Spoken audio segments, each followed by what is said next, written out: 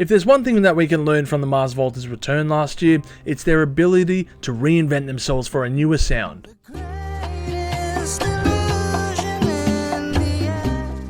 Their self-titled album that dropped last year is a largely divisive one that has left myself and many fans in a state of confusion. Was it a stroke of brilliance? Or have the band ventured too far into that electronically charged experimental territory?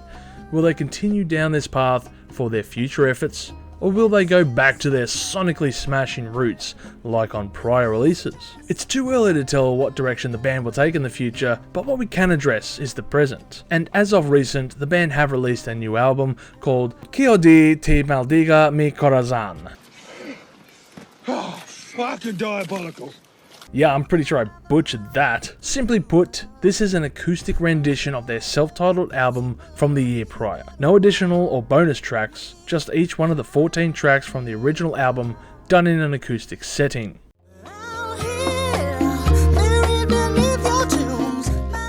Your enjoyment of the album is going to boil down to two factors. Do you like acoustic music, and do you like the original album? If you answered yes to at least one of these questions, then I would say give this a spin to see if it satiates your curiosity. The versions of the tracks are done in a semi-traditional acoustic versions that could easily be a soundtrack to, say, chilling on the beaches in Puerto Rico or at some bar also along that beachside. Whichever way, it definitely involves beaches.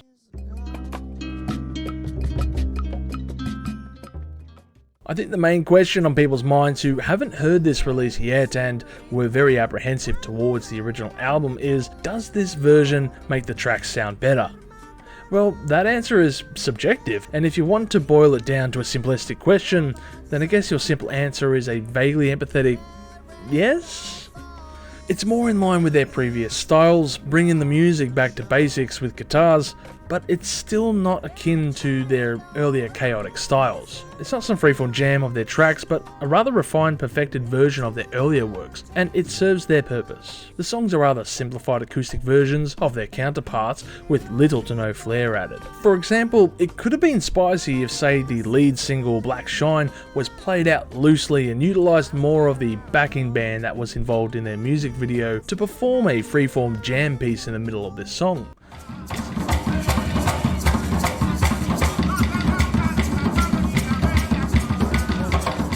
Could have been a very interesting twist of the original song that would have exemplified it. Sure, the additional percussion sections are a nice element to each song and add a new depth to the tracks, but they feel rather underused in the end. Instead, we are left with an album that feels like it's stuck to the playbook of acoustic material by just slowing down the tempo of each of these tracks, and they could be mistaken for some street performance version of each of these tracks, if not for Cedric's vocal delivery. I'd say it's still a worthy entry to their catalogue, but in similar vein to their previous release. I wouldn't compare it to the original as it stands on its own merit, and would lessen the sentiment that can be gained from this album. Overall, I will score this album at 6.5 million chilies on the spicy scale, with standout tracks being Graveyard Love, Shore Story, and Vigil. It's interesting to see the comparisons of my favourite songs from this version of the album compared to the original, where I said Blacklight Shine, Equus 3 and The Requisition were my highlights, while on this version I have 3 different songs entirely.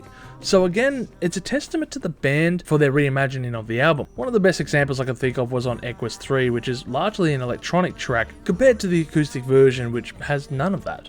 Maybe there is something here for you, maybe the whole album is to your liking, maybe none of it is. I feel there should have been more room for various improvements that could have enhanced this record, but alas it's not the case. And it feels like a record that played it safe in how the band handled this adventure, which is unusual given their history. I guess we might have an idea what is in the future for the band. Thank you for checking out this episode of 5 Minute Reviews. Make sure to do the socials, like this video, subscribe if you can, and as always, you have a great day and stay spicy.